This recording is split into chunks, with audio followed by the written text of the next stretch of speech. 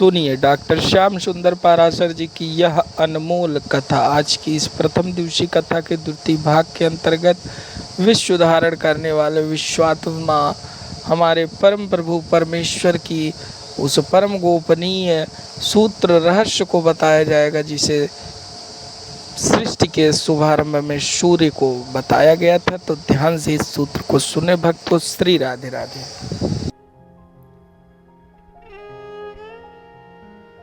फिर यज्ञोपवीत जब बिना उपनयन हुए यज्ञोपवीत धारण किए ब्राह्मण भी वेद पाठ नहीं कर सकता। ब्राह्मण को भी वेद पढ़ने का तभी अधिकार है जब वह यज्ञोपवीत संपन्न हो जाए, द्विजाति संस्कार संपन्न हो जाए। और जब वेदादि शास्त्र पढ़ करके वेदाध्ययन करके वेद मंत्रों का पाठ करने लगता है, तब उसका नाम होता है विप्र। इसलिए यहां पर केवल ब्राह्मण नहीं कहा, विप्र शब्द का प्रयोग किया है। वक्ता विप्र होना चाहिए। और विप्र कहने से माने ब्राह्मण शरीर हो, उसके बाद जनेऊ संस्कार संपन्न हो, उसके बाद वेदादि शास्त्रों में अध्ययन करके निष्णात हो। ये तीनों बातें आ जाती हैं विप्र में। चौथी बात, वेद शास्त्र विशुद्ध कृत, आचार्य परंपरा से जिन्होंने शास्त्रों का विधिवत समझ करके अध्ययन किया हो। आचार्य किसे कहते हैं? आचनोति सम्यक अर्थान स आचार्य, जिन्होंने शास्त्रों का सम्यक अध्ययन करके वास्तविक उसके तत्व को जान लिया हो, सम्यक अर्थ का जिन्हें बोध हो, उनको आचार्य कहते हैं। और इतनी सब विशेषताओं के साथ साथ पांचवा लक्षण बताया, दृष्टांत कुशलः, समझाने में कुशल होना चाहिए। बहुत से लोग बड़े विद्वान होते हैं, परंतु बोलने को कहा जाए तो उनकी बात ही समझ में नहीं आती। विद्वान तो खूब हैं, पर बोलने का ढंग नहीं मालूम। बोलते हैं तो किसी के पल्ले कुछ नहीं पड़ता। तो वक्त रे वही तज्जाड्यम श्रोता यत्र न बुझ देते। यदि श्रोताओं के कुछ पल्ले नहीं पड़ रहा तो इसमें वक्ता की भी जड़ता है कि वो समझा नहीं पा रहा। इसलिए ये सब विशेषताओं के साथ दृष्टांत पटु वक्ता होना चाहिए। व्यवहारिक दृष्टांत के द्वारा शास्त्र की गंभीर से गंभीर ग्रंथियों को भी सुलझा दे, समझा दे। ऐसा धीर निष्प्रिय वक्ता होना चाहिए। वक्ता कार्योति निष्प्रिय।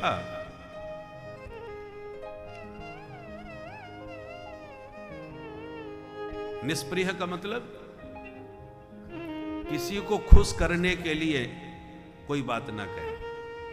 शास्त्र जो कहते हैं वह स्पष्ट रूप से कहे। कोई बुरा मान जाएगा इसलिए ये बात ना कहे, या उनको ये बात सुन के बड़ी खुशी होगी इसलिए उनको खुश करने के लिए कहे। ऐसा वक्ता नहीं होना चाहिए। शास्त्र के सिद्धांतों को स्पष्ट रूप से कहे। किसी को खुश करने के लिए या कोई बुरा मान जाए, इन बातों पर ध्यान न दे। शास्त्र निष्णात, शास्त्रों में निष्ठा उसकी होना चाहिए।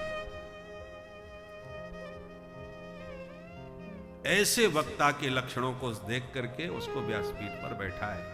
वो वक्ता जब व्यासपीठ पर प्रतिष्ठित विराजमान हो जाए तो फिर उसे व्यक्ति के रूप में न देखे, वक्ता को साक्षात व्यासनंदन सुखदेव जी की भावना से देखे और उसी भाव से सुखदेव जी का स्वरूप समझ करके उनकी पूजा अर्चना करें। जैसे हम लोग किसी राजनेता को चुन करके जब किसी पद पर पहुंचा देते हैं, चाहे वो प्रधानमंत्री हो या मुख्यमंत्री हो, तो फिर वो व्यक्ति नहीं रह जाता। वो जिस पद पर बैठता है उस पद का ही प्रतिनिधित्व करता है। उसी रूप में उसकी पहचान होती है, उसी रूप में उसका आदर सम्मान होता है। वो राजगद्दी है, ये व्यास गद्दी है। उसी प्रकार व्यासपीठ पर जिस व्यक्ति को आपने बैठा है, फिर जब बैठा है तो वो व्यक्ति नहीं है, सुख रूप प्रबोधज्ञ सर्वशास्त्र विशारद एतत् कथा प्रकाशेन मद ज्ञानम विनाशय। उस वक्ता से प्रार्थना करना चाहिए, हे सुखदेव भगवान, आप इस रूप में विराजमान होकर के पधारे हैं, अपनी वाणी से ऐसा प्रकाश प्रकट करो कि जन्म जन्मांतर का हमारा हृदयगत अंधकार दूर हो जाए। मद ज्ञानम विनाशय, हमारे अज्ञान का विनाश कीजिए। वक्ता से इस प्रकार की प्रार्थना करें। अच्छा महाराज, कथा में खाने पीने का नियम क्या है? बोले उत्तम तो यह है कि 7 दिन तक बिल्कुल निराहार रह के कथा सुनो। नारद जी ने कहा तब तो हो गई कथा महाराज, 1 दिन का तो व्रत होता नहीं, आप 7 दिन की बात कर रहे हैं। बोले भाई निराहार न रह सको तो घृतपानम, केवल घी पियो। बोले महाराज घी तो आजकल रोटियों में चुपड़ने को भी मना कर दिया है डॉक्टरों ने, आप पीने की बात कर रहे हैं।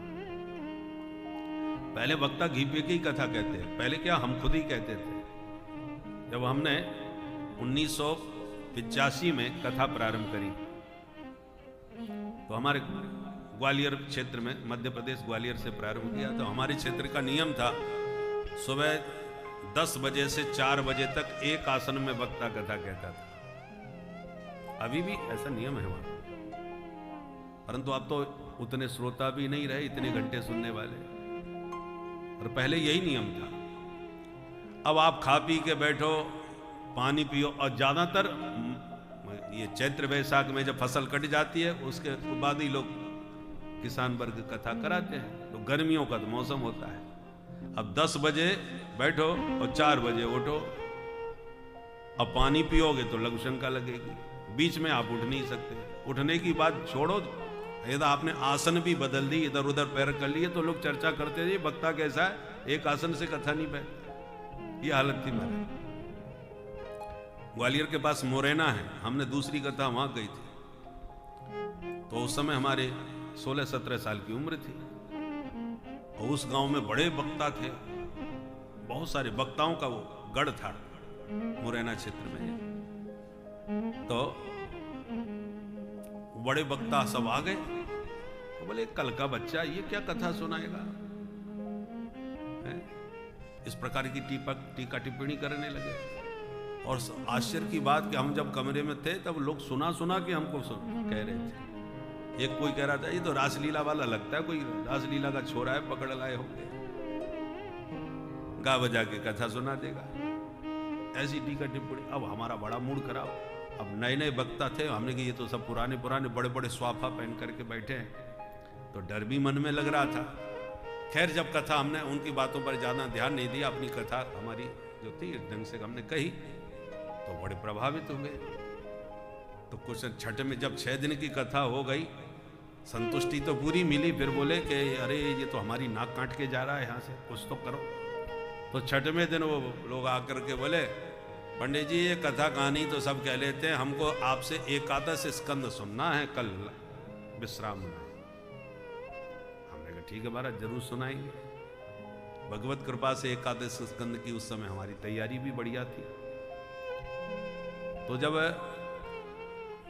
7वें दिन की कथा हुई तो 10 बजे हम तो समय पर बैठ गए, वो भी आके बैठे। हमने शर्त रखी महाराज एकादश स्कंद सुनाएंगे जरूर, पर आप कथा से जाएंगे नहीं, आप क्योंकि आप ही सुनोगे नहीं तो सामान्य श्रोताओं को तो उतना आनंद नहीं आएगा उसमें। बोले हाँ हम सुनेंगे। अब सुदामा चरित्र होते होते ही 4 बज गए, अब सुनाना था एकादश स्कंद, तो आगे बढ़े। शाम को 7 बजे तक कथा चली महाराज। और जब ग्रामीणांचल था, शाम सूर्यास्त होने के बाद लोग अपना अपने घर के काम के लिए भागने लगते हैं। सूर्यास्त होने लगा, 7 बज गए, तब बेचारे विद्वान हुए, उन्होंने खड़े होकर कहा वाह वाह बेटा हम मान गए तुम्हारी अच्छी तैयारी है भागवत की, अब इन सबको गैया धोना है, वैसे अब सानी करना है, इसलिए आप महाराज संपन्न करो। तब जाके संपन्न किया।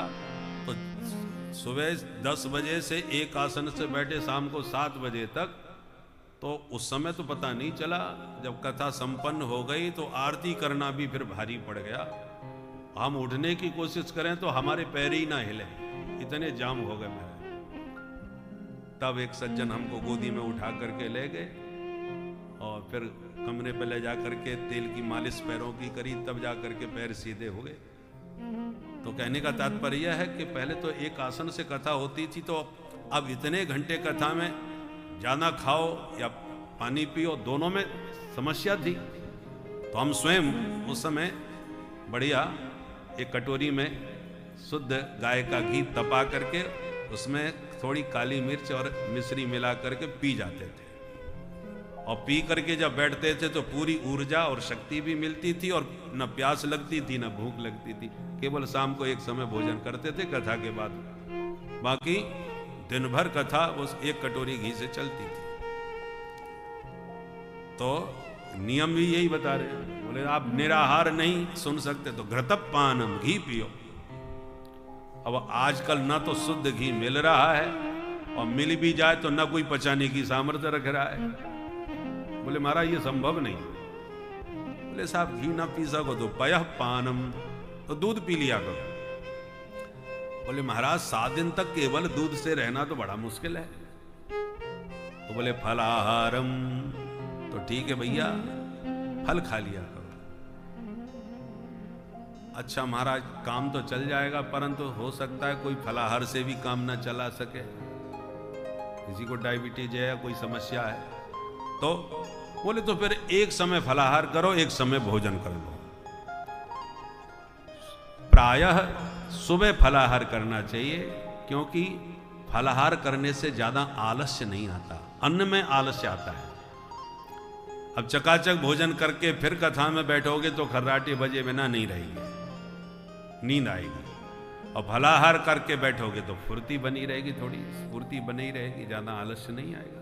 फिर शाम को चैन से भोजन करो। नारद जी बोले कदाचित कोई एक समय के भोजन से भी न संतुष्ट रह पाए तो सनकादिक बोले तो फिर 5 बार भोजन करे, हमें कोई परेशानी नहीं है, पर नियम वो ले जिससे कथा में मन लगे।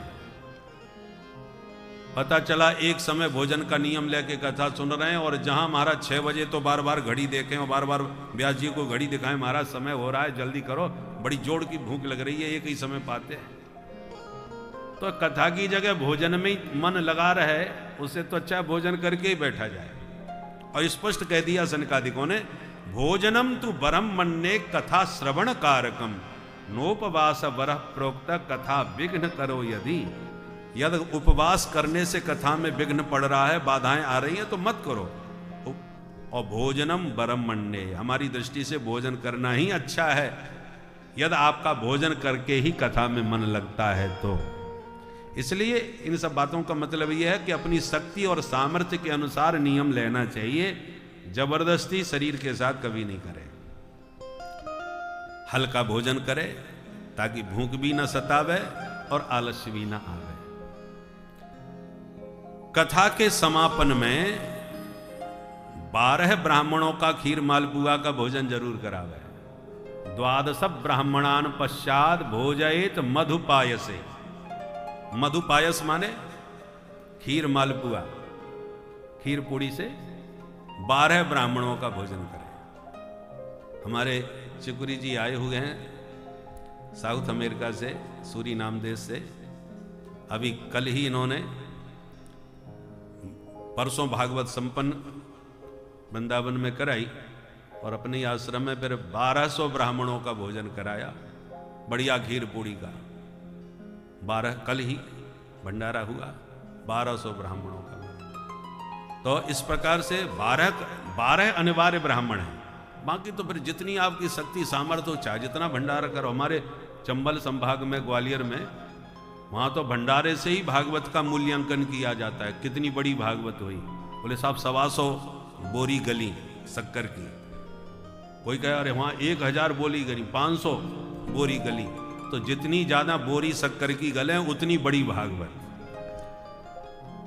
तो वहां का भागवत का मूल्यांकन ही बोरी से किया जाता है, कितनी बोरी कटी। बोलो राधे राधे। उतना बड़ा भंडारा कभी नहीं देखा। एक बार तो मुरैना में कथा हुई हमारी, तो 4 लाख लोगों का भंडारा, और हमारा पूरा क्षेत्र 26 गांव सब धुआं बंद, वहां कहते हैं धुआं बंद, किसी के घर में चूल्हा नहीं जलेगा। और जो जनता उमड़ी, हमने पहली बार ऐसा भंडारा देखा भाई। सुबह से प्रारंभ हुआ भंडारे का क्रम, सेक्टर बटे हुए थे, मचान बने हुए थे जहां से निरीक्षण किया जा रहा था कि कौन कहाँ पूड़ी और मालपुआ की कहीं कमी तो नहीं पड़ रही। और जो जितने वो होते ना ट्रॉली ट्रैक्टर, तो ट्रॉलियाँ कम से कम 10 ट्रॉली बूंदी की, 10 ट्रॉली माने सब्जी की, इस प्रकार ट्रॉलियों में सामान भरा हुआ है और उससे जो है सप्लाई चल रही है। और बड़ा विचित्र भंडारा। और गर्मियों के समय में सेक्टर, भले फलाने सेक्टर की फलानी नंबर पंक्ति में फलाना सामान पहुंचाया जाए, वो मचान पर बैठे हुए ऊपर से, इतना जबरदस्त भंडारा। तो वहां तो प्रतिस्पर्धा रहती है, किसका भंडारा कितना बड़ा हुआ, वो व्यक्ति का उतना ही बड़ा आयोजन माना जाएगा। तो देखो, भंडारा करो, अच्छी बात है, बुराई नहीं है, परंतु उतना करो। पर वहां में एक कमी क्या देखी कि 7 दिन लोग भागवत कम सुनते हैं, 7 दिन भंडारी की ही लिस्ट बनती रहती है, कौन क्या करेगा, क्योंकि सबसे बड़ा आयोजन तो भंडारा है। तो इतना भी बड़ा भंडारा ना करो कि कथा ही ना सुन सको।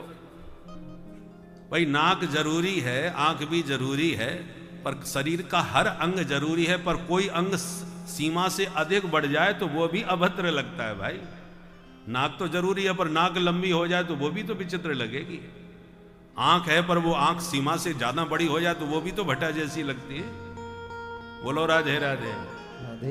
इसलिए भागवत का भंडारा भी एक अंग है, पर वो अंग एक सीमा में होना चाहिए, इतना अधिक बड़ा ना हो जाए जिससे आप जो मूल उद्देश्य भागवत के श्रवण का है उसी से वंचित हो जाए।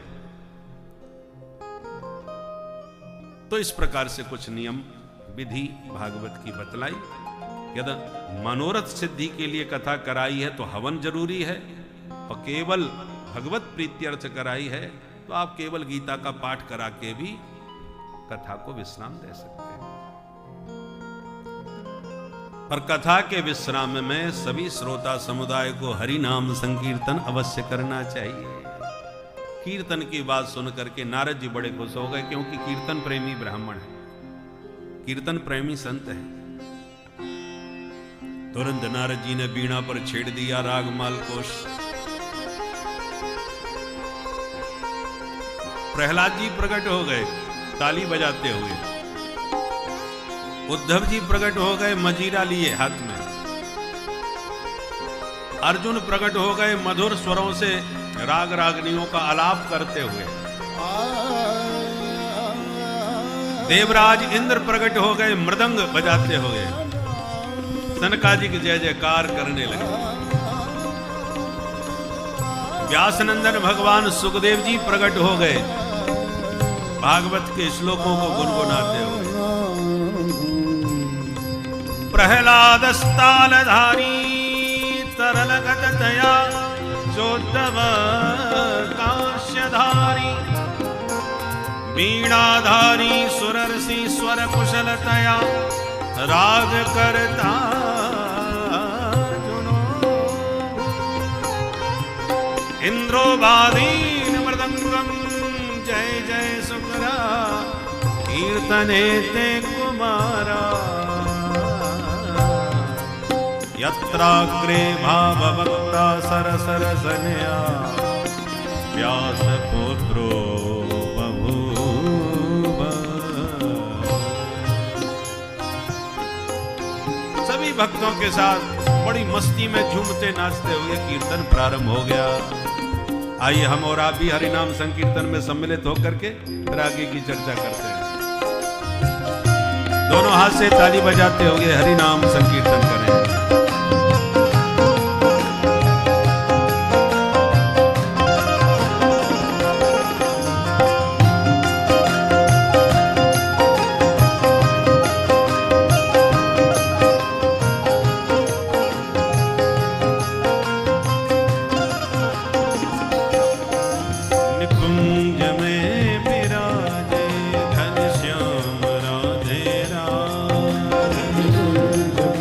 बिहार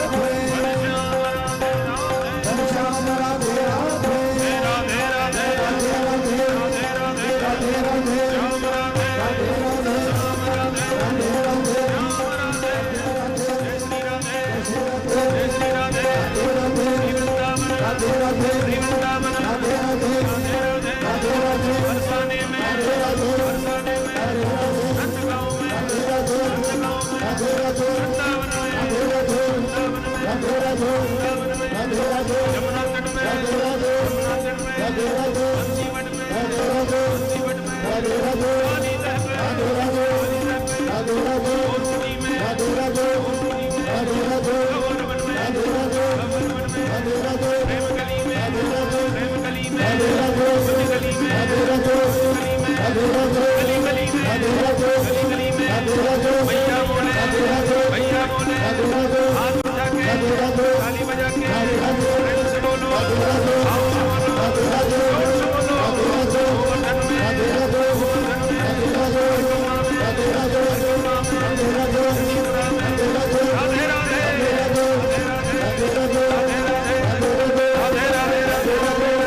राधे राधे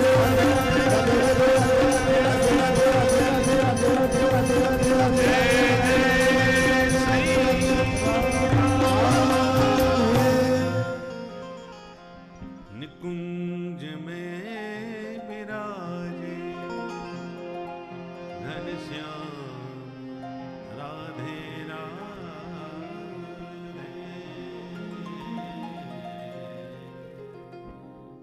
बोलो राधा रानी की जय, बरसाने वाली की जय, मोर मुकुट बंसी वाले की जय, असारे संसारे विषय विष संगा कुल धिया क्षणार्धम क्षेमार्थम पिबत सुख गाथा तुलसुधा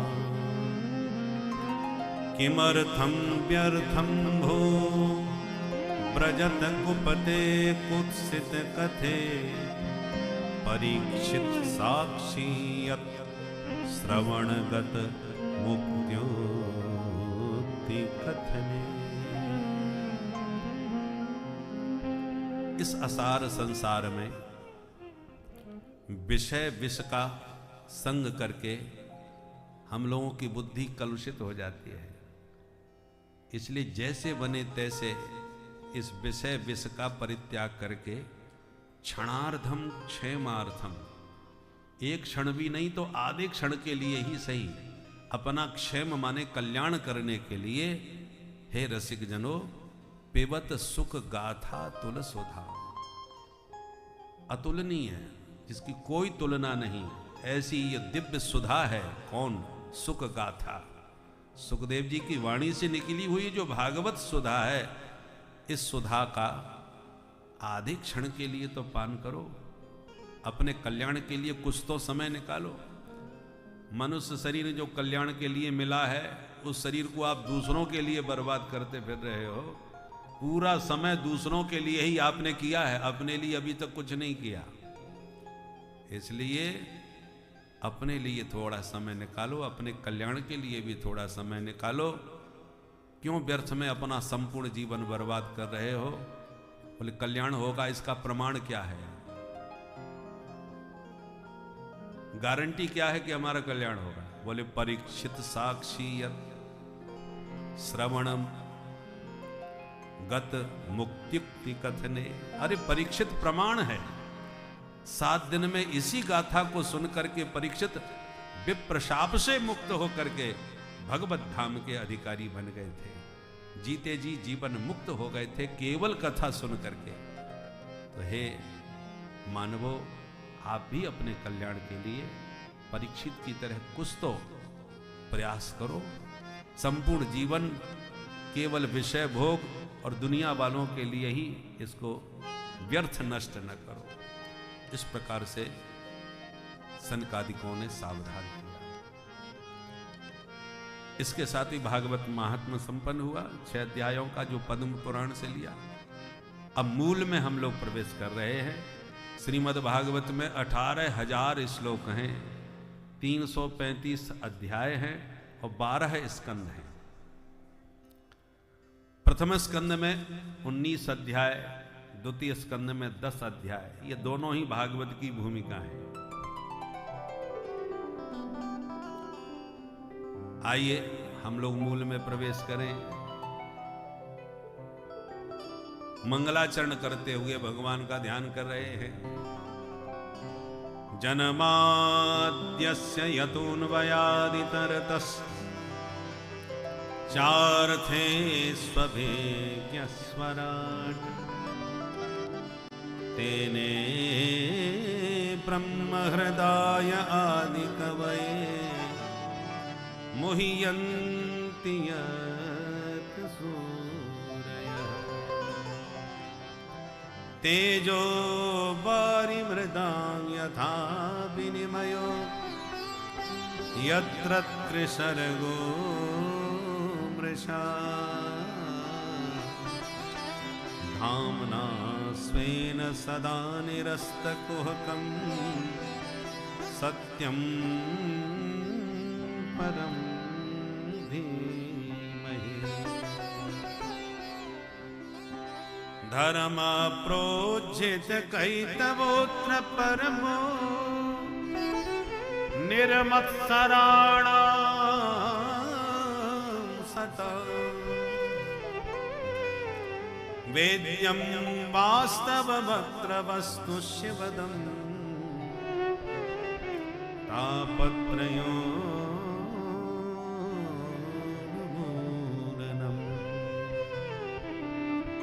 श्रीमद्भागवते महामुनिकृते किं वा परैरीश्वर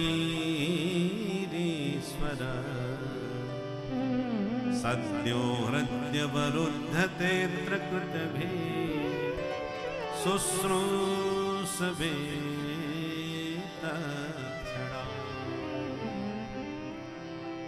निगमकल्पतरोर्गलितं फलम् सुखमुखादमृतद्रवसंयुतम् पिबत भागवतं रसमालयम्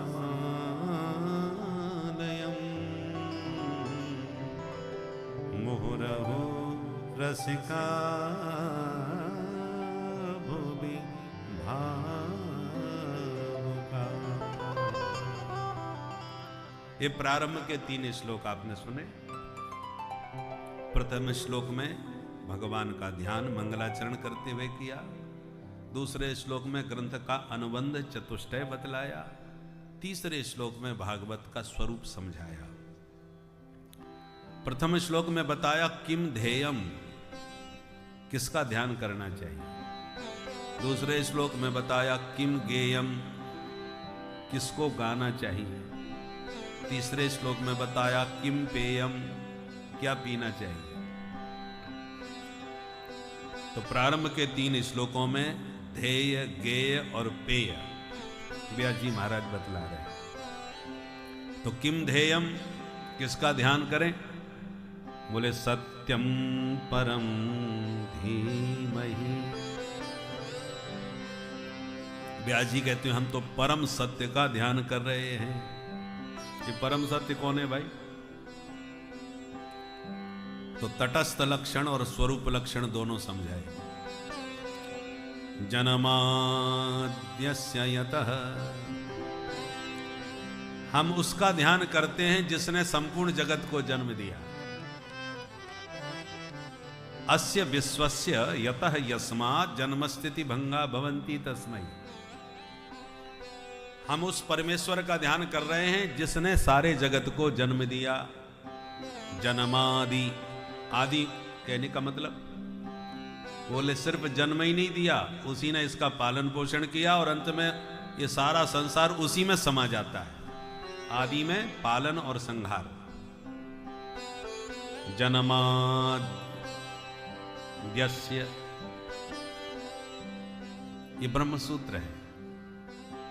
ब्रह्म सूत्र का पहला सूत्र है अथातो ब्रह्म जिज्ञासा और दूसरा सूत्र है जन्माद्यस्य यतः। इसी सूत्र से भागवत का शुभारंभ किया। व्यास जी ये बताना चाहते हैं कि मैं जो भी कुछ भागवत में कहूंगा वो सब वेदों के सूत्रों की ही व्याख्या होगी। तो किसी ने कहा कहीं आप प्रकृति का तो ध्यान नहीं कर रहे, क्योंकि प्रकृति से ही सारा संसार बनता है, प्रकृति में स्थित है।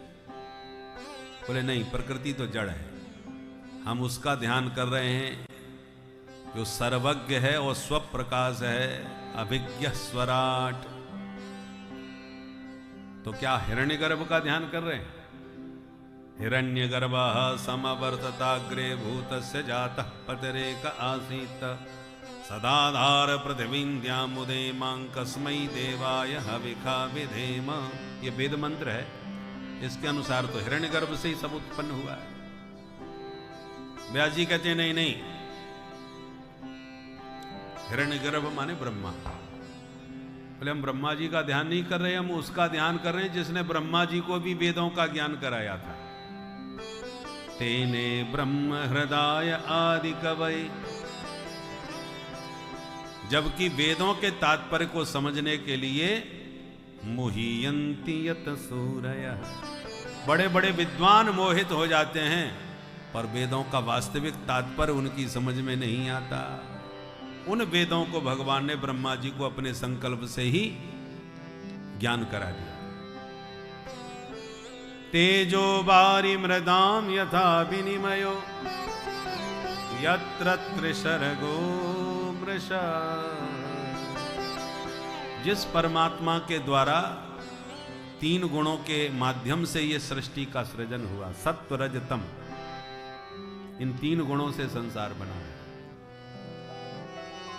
जो इस प्रकृति, इस रूपी संसार में 3 किस्म की शक्तियाँ आपके अंदर या आपकी इस प्रकृति को चलायमान करती है। इन शक्तियों में जो पारलौकिक शक्तियाँ हैं, वह ही शक्ति मुख्य रूप से जो है उद्धार का कारण बनती है। उस शक्ति की उपासना करने से ही आप जो है मोक्ष के ऋणी बनते हैं। तो आपको अपने पारलौकिक धर्म को समझना चाहिए और किस प्रकार से वह पूजनीय है, उनकी पूजा कैसे करें, यह सब तथ्यों को समझकर प्रभु की भक्ति में मन लगाकर, मन को सुदृढ़ करके एकाग्रचित होकर ध्यान करना चाहिए, जिससे आप ध्यान करते करते धीरे धीरे शून्य की स्थिति में आकर उस निराकार ब्रह्म के साक्षात्कार भी कर सकते हैं। भक्तों, इस तरह से भक्ति को और प्रगाढ़ करते रहे। श्री राधे राधे।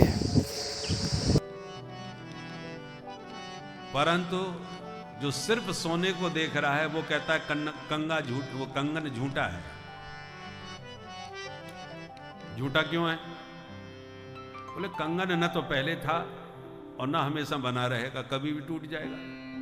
पर सोना तो पहले भी था, कंगन में भी था। कंगन नहीं रहेगा तब भी सोना तो रहेगा।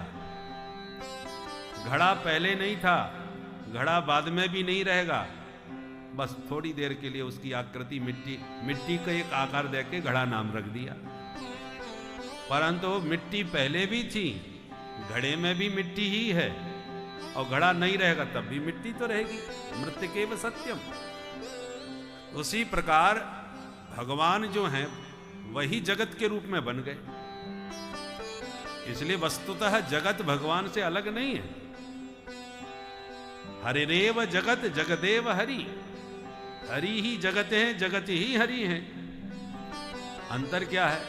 जगत पहले नहीं था, जगत बाद में भी नहीं रहेगा, पर हरि पहले भी थे, जगत में भी हैं, और जगत के न रहने पर भी रहेंगे। इसलिए हरि सत्य है, परमात्मा सत्य है। उसी प्रकार सत्य है, जैसे सोना सत्य है, मिट्टी सत्य है, ऐसे ही हरि सत्य है। क्योंकि जगत भगवान से अलग नहीं है, भगवान का ही स्वरूप है। सिय राम मैं सब जग जानी, सिय राम मैं सब जग जानी, करऊं प्रणाम जोरी जुग पानी, करऊं प्रणाम जुग जुग पानी, सिय राम मैं सब जग जानी, सिय राम मैं सब जग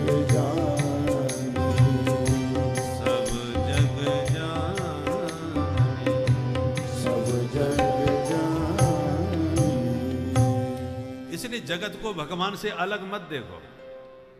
जगदेव हरि, जगत ही हरि के रूप में है, हरि ही जगत के रूप में। कोई यदि ये कहे कि इस कंगन में से या इस हार में से सोने का हार और सोने का कंगन है, कोई कहे सोना हटा करके केवल हार को छोड़ दो, तो सोना हटने के बाद हार कुछ रह जाएगा क्या? कुछ भी नहीं, क्योंकि सोने का ही हार है। उसी प्रकार कोई ये कहे जगत रहे और हरि को हटा दो यहां से, हम तो धर्मनिरपेक्ष हैं, हम तो अनीश्वरवादी हैं, ईश्वर को मानते नहीं हैं। तो ईश्वर को हटाने के बाद जगत में कुछ बचेगा क्या? राममय जगत है, जगत राममय है। दोनों अलग अलग नहीं है, एक ही है। हां, सोना ठोस एक ही होता है, परंतु जब उसके गहने बनते हैं तो उसके नाम अलग अलग हो जाते हैं। ये कंगन है, ये हार है, ये लर है, ये अंगूठी है, ये नाम अलग अलग हो गए। सोना तो वही एक है। उसी प्रकार ये स्त्री है, ये पुरुष है, ये कुत्ता है, ये बिल्ली है, बंदर है, चूहा है, ये नाम अलग अलग हो गए, पर वस्तुतः भगवान ही इन अनंत रूपों में अनेक रूप रूपाय विष्णवे प्रभ विष्णवे, वही अनंत रूपों में। धामना स्वेन सदा निरस्त कुहकम। जिस दिन आपको अपने स्वरूप का वास्तविक बोध हो जाएगा, उस दिन माया के द्वारा ये जो भेद दिखाई पड़ रहे हैं, ये भिन्नता नजर आ रही है, वो सब समाप्त हो जाएंगे। अभिन्न तत्व का दर्शन होने लगेगा। भिन्नता में अभिन्न तत्व का दर्शन करे। देखो, जब रासलीला या रामलीला होती है तो एक ही मंडली के लोग लीला करते हैं, और पर्दा उठा, नाटक चालू हुआ तो कोई मित्र बन गया, कोई शत्रु बन गया, कोई पुत्र बन गया, जिसको जैसा रोल मिल गया वैसा कर रहा है। लड़ भी रहे हैं, भिड़ भी रहे हैं, प्रेम भी कर रहे हैं, पर वस्तुतः न कोई प्रेमी है न कोई शत्रु है, ये सब नाटक है। पर्दा गिरा तो सब एक ही परिवार के, एक ही मंडली के सदस्य हैं। सब रंगमंच पर भेद है, पर्दा गिरने पर किसी में कोई भेद नहीं, सब एक ही मंडली के हैं। उसी प्रकार तत्व एक ही है, परमात्मा सब में एक ही है, पर व्यवहार जगत में जब संसार के रंगमंच पर लीला होती है तो कोई बेटा है, कोई बाप है, कोई मित्र है, कोई शत्रु है, ये सब व्यवहार पक्ष के हैं। यहां पर व्यवहार में सब करना पड़ता है भाई। कोई गुरु है, कोई चेला है। ये संसार के रंगमंच का नाटक है। तत्व सब वस्तुतः एक ही है। अब जो उस एक तत्व को देखता है उसका अभेद दर्शन होता है। भेद व्यवहार में है, तत्व में अभेद है, वहां कोई भेदभाव नहीं। आत्मा जो हमारे अंदर है वही आपके अंदर है, वही माता पिता के अंदर है, पर जो माता पिता की देह में है उन्हें हमें प्रणाम करना पड़ेगा। जो हमारा पुत्र है उसको हम आशीर्वाद देंगे। ये व्यवहारिक भेद है, पर आत्मा तो सब में एक ही है, तत्व सब में एक ही है, उस वहां कोई भेद नहीं है। वही पांच भौतिक शरीर आपका भी है, वही पांच भौतिक शरीर प्रत्येक प्राणी का है। आत्मा भी सब में एक है, उस दृष्टि से एक है। उस दृष्टि से हम समदर्शी हैं, पर व्यवहार में तो विषमता होगी। बिना विषमता के व्यवहार नहीं सिद्ध होगा। आप चाहो कि सबको राजा बना दो, संभव नहीं है। और कोई राजा ही ना रहे, सब बराबर प्रजा बन के रहे, ये भी संभव नहीं है। बिना राजा के शासन कैसे चलेगा भाई? व्यवस्था कैसे बनेगी? तो ये भेद तो हो गया। कहने में अच्छा लगता है कि भेदभाव खत्म करो, सब एक हो जाओ, कहने सुनने में है, पर व्यवहार वास्तव में ये प्रैक्टिकल बात नहीं, संभव ही नहीं। भेद के बिना संसार चल ही नहीं सकता। संसार में कितना भेद दिखाई पड़ रहा है। कोई काला है, कोई गोरा है, कोई मोटा है, कोई पतला है, कोई ठिंगना है, कोई लंबा है। अपने ही हाथ की चारों पांचों उंगलियों को देख लो, अलग अलग है। कोई मोटी, कोई पतली, कोई छोटी, कोई बड़ी। भेद से संसार भरा हुआ है, परंतु तत्व की दृष्टि से देखोगे तो कोई भेद नहीं है। इसलिए तत्व की दृष्टि में अभेद रखो, व्यवहार की दृष्टि में भेद रखो। स्कूल में जब बच्चों की छुट्टी होती है तो एक ही क्लास के छात्र तुरंत खेलने के लिए निकल पड़ते हैं।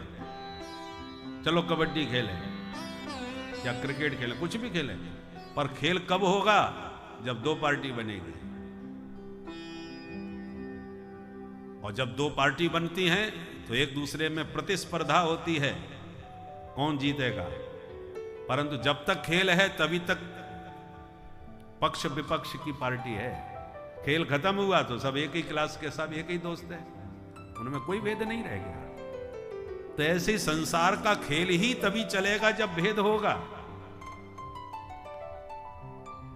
परंतु जब संसार नहीं रहा तो सब एक ही आत्म तत्व है, कोई अलग, कोई किसी से अलग नहीं। और आप चाहो कि व्यवहार में सब भेद खत्म हो जाए, ये संभव नहीं।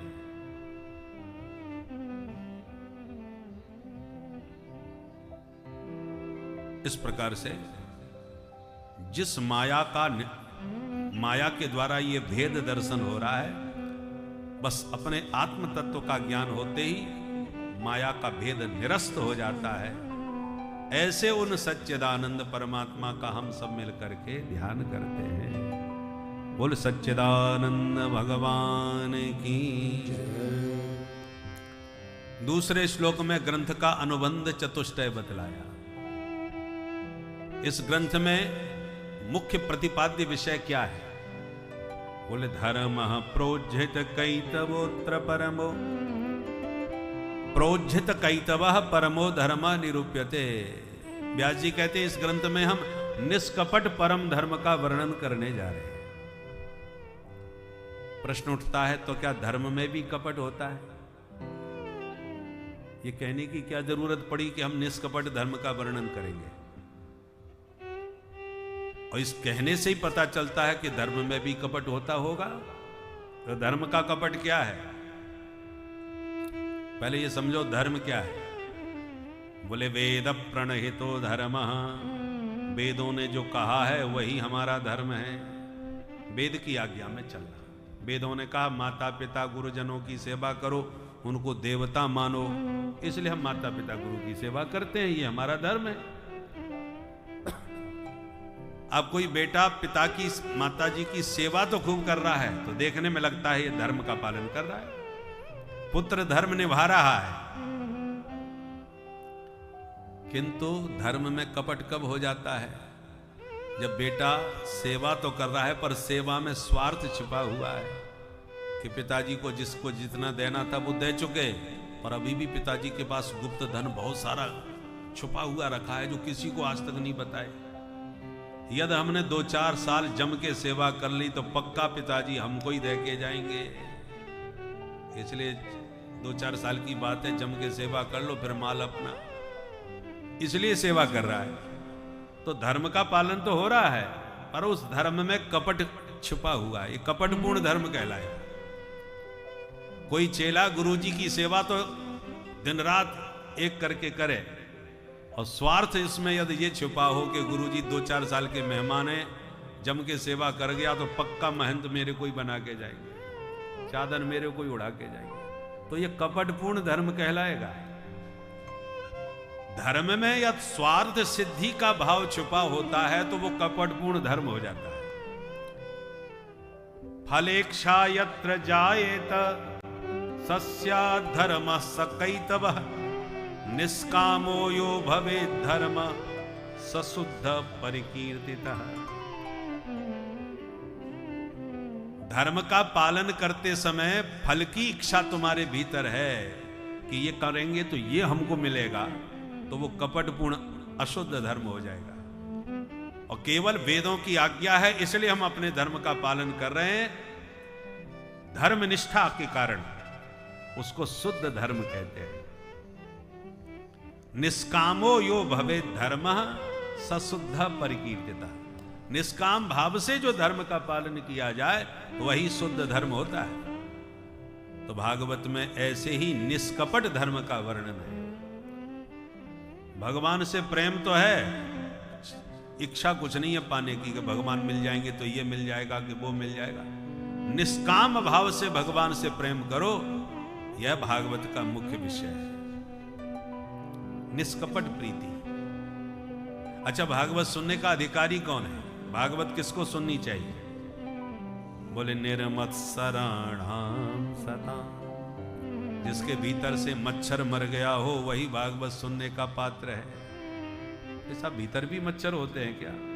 बोले हाँ, बाहर से जो काटे वो मच्छर और भीतर जो काटे वो मत्सर, थोड़ा ही अंतर है। मच्छर और मत्सर, मत्सर का अर्थ जानते हैं? मत्तः अग्रे सरति इति मत्सरः, ये व्यक्ति मुझसे इतना आगे निकल गया। जब आप अपने से अधिक किसी का उत्कर्ष देखते हैं, बढ़ोतरी देखते हैं, तो उसका उत्कर्ष आपको चुभने लगे, तब समझ लो आपके भीतर मच्छर घुसा हुआ है। परोत्कर्ष असहनम मत्सरः तद रहिताना। तो भागवत सुनने का अधिकारी कौन है? जब आप किसी की प्रशंसा सुनो, किसी की बढ़ोतरी देखो, तो आपका हृदय आनंद से भर जाए और आपको लगा जैसे मेरा ही उत्कर्ष बढ़ गया। ये आनंद आपको जब दूसरों के उत्कर्ष से आवे, तब जानो आप भागवत सुनने के उत्तम अधिकारी पात्र बन गए। ये पात्रता है भागवत की। पर कुछ लोग तो इसलिए भी भागवत कराते हैं, साहब उन्होंने कथा करवाई, बड़ा जोरदार आयोजन हुआ उनका, अब उससे 21 करके दिखाना है, चाहे कितना भी रुपया बर्बाद हो जाए। उनका कथा से मतलब ही नहीं होता, केवल ये दिखाना है कि हम तुमसे ज्यादा बढ़िया करा सकते हैं। तो भागवत जो मात्सर रहित होकर के करानी और सुननी चाहिए, उसी में यदि मात्सर छुपा हो तो परिणाम उत्तम नहीं होगा। दक्ष ने यज्ञ करवाया था, आगे आप कथा सुनेंगे, दक्ष प्रजापति ने, पर उस यज्ञ का उद्देश्य क्या था? महादेव शंकर को नीचा दिखाना है। ये मेरे को देख के खड़ा कैसे नहीं हुआ? मैं इसका ससुर हूं, ये मेरा दामाद है, मैंने इसको अपनी बेटी सती ब्याही है, तो इसने मुझे खड़े होकर के प्रणाम दंडोत कैसे नहीं किया? मूड खराब हो गया, विशाल यज्ञ किया, महादेव को नहीं बुलाया, नीचा दिखाने के लिए, बेइज्जती करने के लिए। परिणाम क्या हुआ उस यज्ञ का? यज्ञ का फल ये मिला कि बकरे का मुंह लग गया दक्ष प्रजापति को। काम तो अच्छा किया था, पर अच्छा उद्देश्य नहीं था। उद्देश्य सही ना होने के कारण तामसी हो गया, यज्ञ भी तामसी हो गया, परिणाम भी उसका प्रतिकूल मिला। इसलिए भागवत सुनने का आनंद कब है, सही पात्रता जीवन में कब है? जब दूसरे का उत्कर्ष को देखकर आपको आह्लाद हो गए, प्रसन्नता हो गए, तब जानो आप भागवत सुनने के उत्तम अधिकारी हैं। सुनने से फायदा क्या होगा? वेद्यम वास्तवमत्र वस्तु शिवदम तापत्रयोन्मूलनम।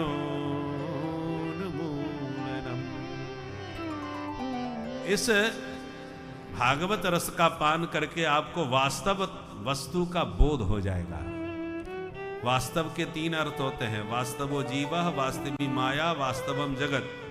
जीव, जगत और माया, इसका तुम्हें जब स्वरूप ज्ञान हो जाएगा तो परिणाम क्या होगा? शिवदम, आपका परम कल्याण हो जाएगा। जीव, जगत और माया को जिसने जान लिया उसका कल्याण हो गया। अच्छा, कल्याण हुआ कि नहीं हुआ ये कैसे पता चलेगा? ये तो परोक्ष विषय है। व्यक्ति के मरने के बाद हर व्यक्ति उसके फोटो के नीचे लिखते हैं स्वर्गीय। स्वर्गीय माने स्वर्गवासी, तो गारंटी है वो स्वर्ग में ही वास कर रहे होंगे।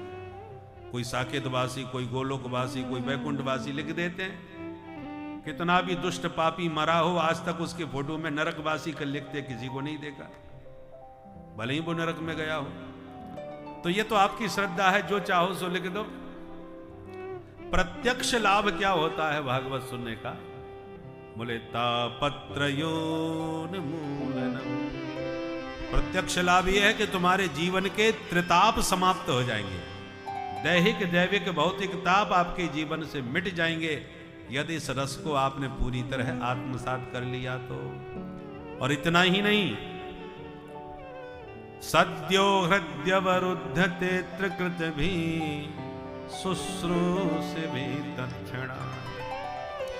सुनने की इच्छा करने मात्र से तुम्हारे हृदय में हरि आकर के अवरुद्ध हो जाएंगे। विराजते नहीं कहा, अवरुद्धते। आप लोग यहां विराजमान हैं, जब मन हुआ आ गए, जब मन भर गया चले गए।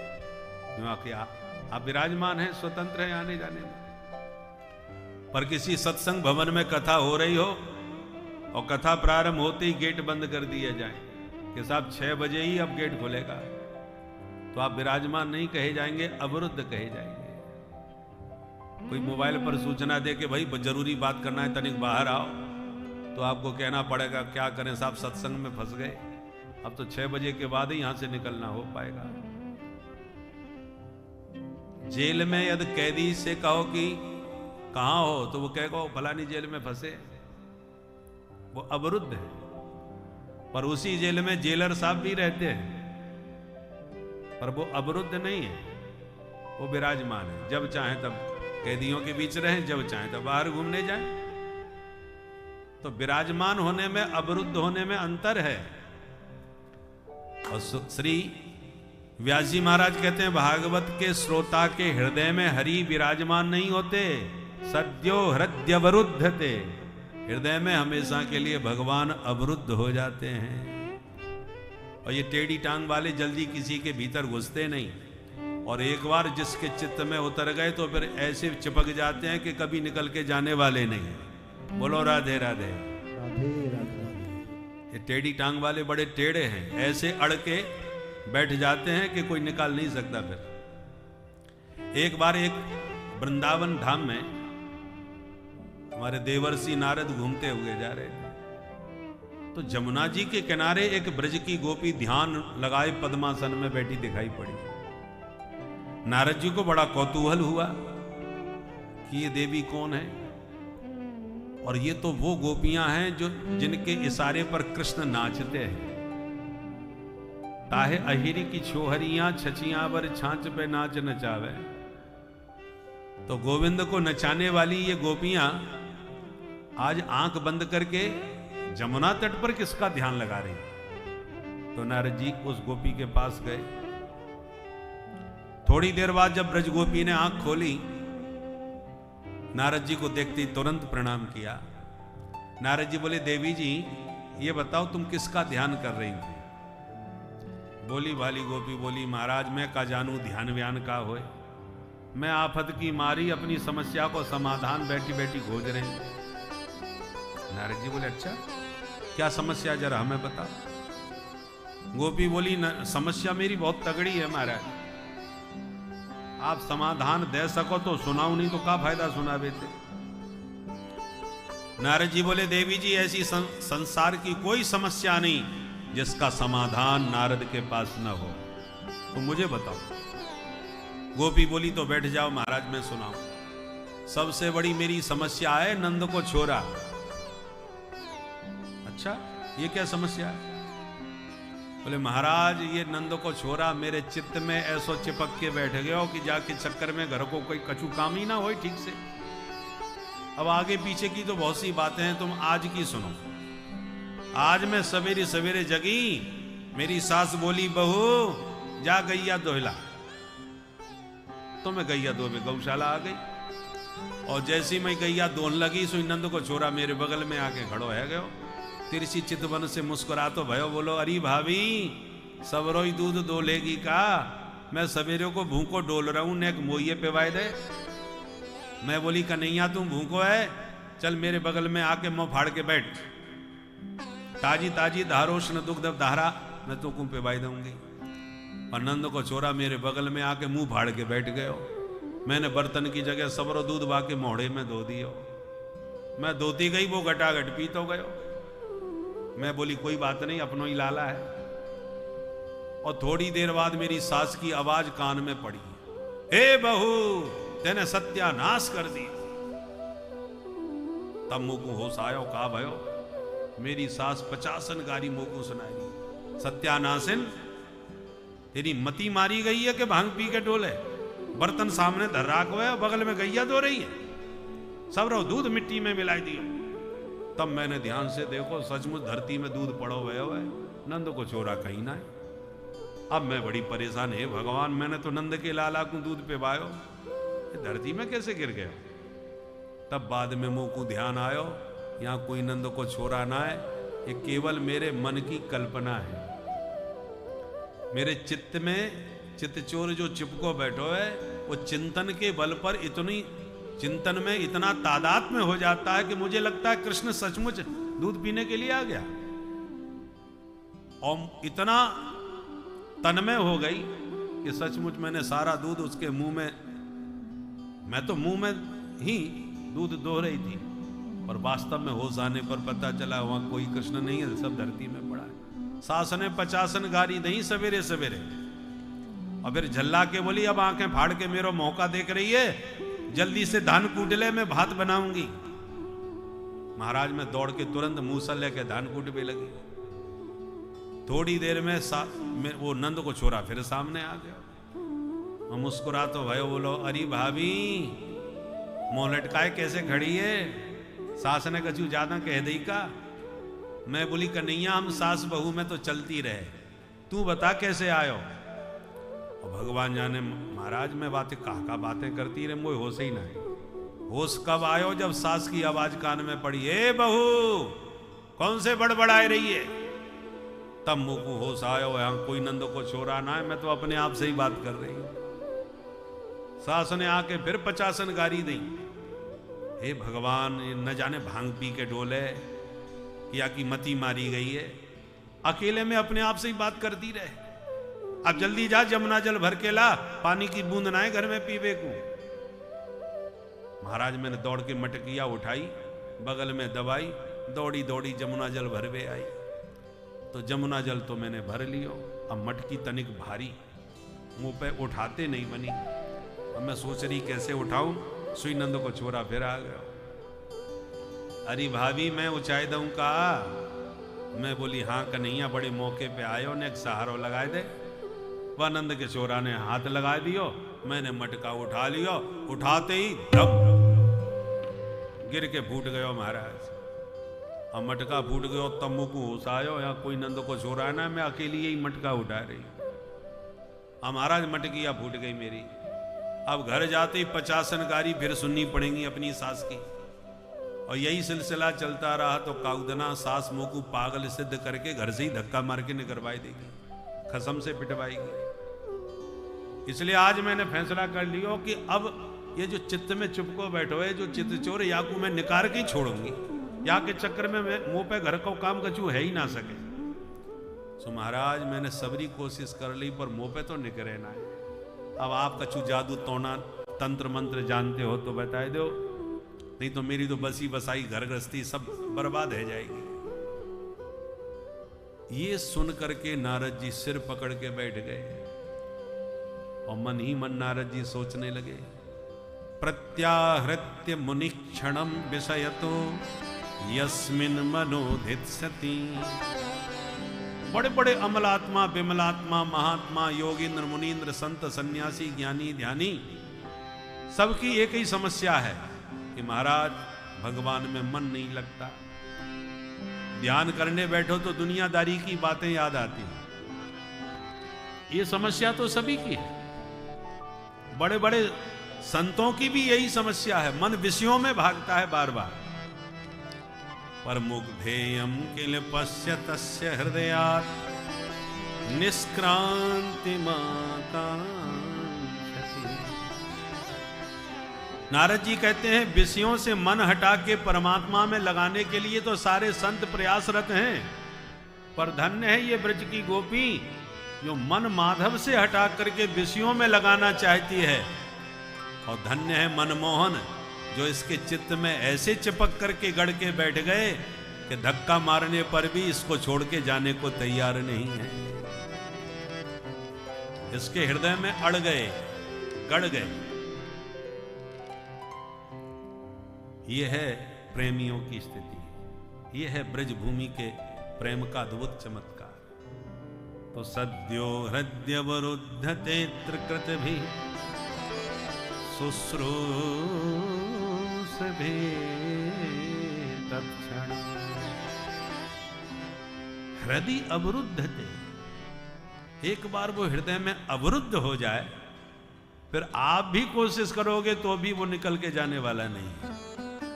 देखो विषयों में बड़ा आकर्षण है, पर जितना आकर्षण है, जितनी जल्दी विषय खींचते हैं उतनी जल्दी विषयों से वैराग्य भी हो जाता है, टिकाऊ नहीं है। रसगुल्ला कितना भी आपको प्रिय क्यों ना लगता हो खाने में, परंतु एक खा लो, दो खा लो, चार खा लो, बस। आप किसी ने जबरदस्ती दो चार और खिला दिए तो वही रसगुल्ला देख करके घृणा होने लग जाएगी कि भैया आप जल्दी से सामने से हटा लो, अब तो देख भी नहीं सकते, खाने की बात छोड़ दो। जो इतना प्रिय था कुछ ही देर बाद वही अप्रिय लगने लगा। संसार के विषयों की यही हालत है, सभी विषयों का यही हाल है। जो परम प्रिय लगता होगा निकट आते ही कुछ ही समय बाद वो प्रियता खत्म हो जाती है।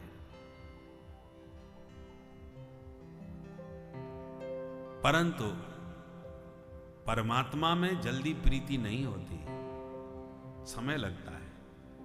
पर एक बार गलती से कहीं प्रीति हो गई तो फिर लाख प्रयास कर लो, आपका मन वहां से हटने वाला नहीं है, निकलने वाला नहीं है।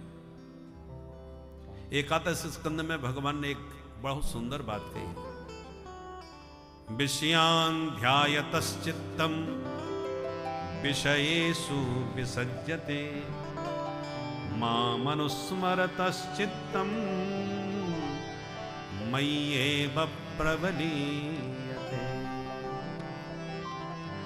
भगवान कहते हैं तुम विषयों का चिंतन करोगे तो तुम्हारा चित्त विषयाकार हो जाएगा, तुम्हारे चित्त में हर समय विषय चिंतन चलेगा। जिन विषयों में तुम्हारा आकर्षण होगा, जैसा मैंने पूर्व में कहा, जिस वस्तु के प्रति महत्व बुद्धि होती है वो प्रिय लगने लगता है।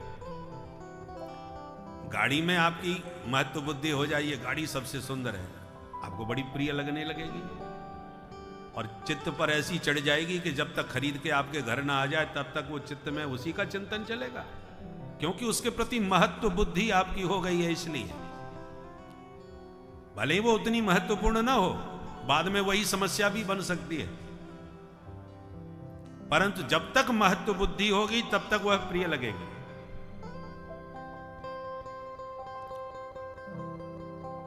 तो विषय हमको प्रिय लगते हैं क्योंकि विषयों में महत्व बुद्धि है। विषय का मतलब क्या होता है? इंद्रियों की ग्राह्य सामग्री।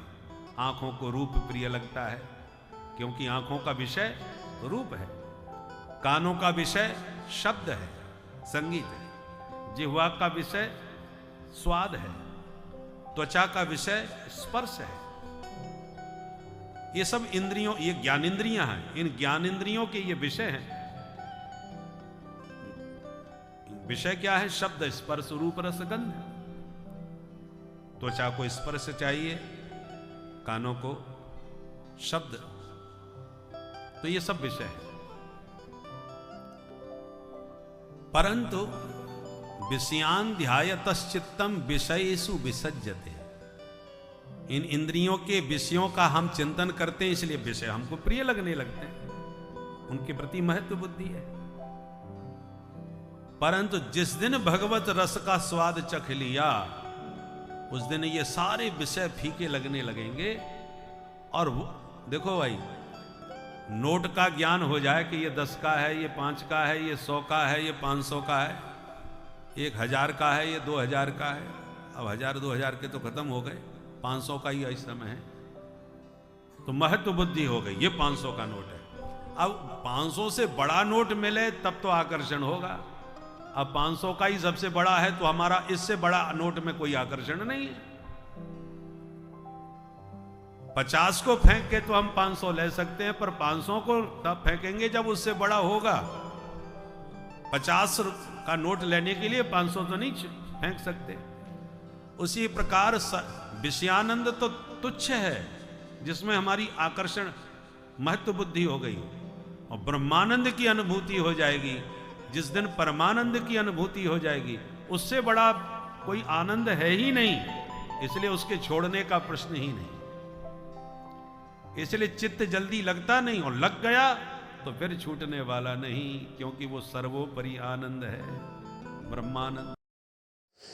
भक्ति महारानी अपने दोनों पुत्रों के स्वस्थ होने से बहुत ही प्रसन्न हैं, और वह जान रही हैं कि भक्ति जो है वह प्रभु की कथा से ही प्रसन्न होता है। प्रभु के कथा सुनने से जो आपके अंदर भक्ति भाव उत्पन्न होता है, और उस समय जो आपको संसार के प्रति वैराग्य उत्पन्न होता है, और प्रभु का जो ज्ञान उत्पन्न होता है, यही भक्ति के हष्टपुष्ट होने का सबसे सटीक उदाहरण है।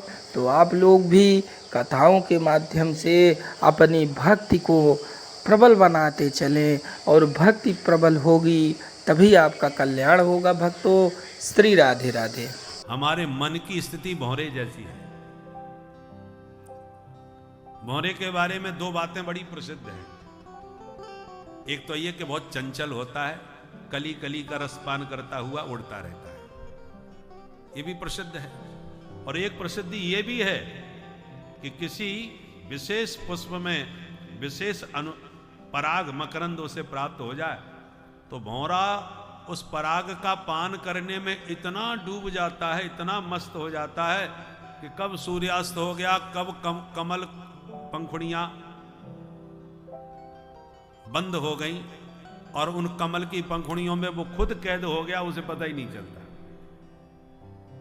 अब भौरे में वो शक्ति है कि काठ में भी छेद करके निकल जाए, और कमल को उसके प्रेम पास में ऐसा बंध जाता है भौरा सूर्यास्त के बाद कि कमल की कोमल पंखुड़ियों को काट नहीं पाता, और उसी में बैठा बैठा सोचता है रात्रिर्गमिष्यति भविष्यति सुप्रभातम भास्वानुदृश्यसि हसिष्यति पंकजश्री इत्थं विचिन्तयति कोशगते द्विरेफे हा हन्त हन्त नलिनी गजमुज्जहार। कमल कोश में कैद भौरा सोच रहा है रात्रिर्गमिष्यति, रात कोई परमानेंट थोड़ी रहेगी, धीरे धीरे रात निकल जाएगी, और रात निकलेगी तब क्या होगा, भविष्यति सुप्रभातम, रात के व्यतीत होते ही सुप्रभात हो जाएगा। और सुप्रभात में क्या होगा,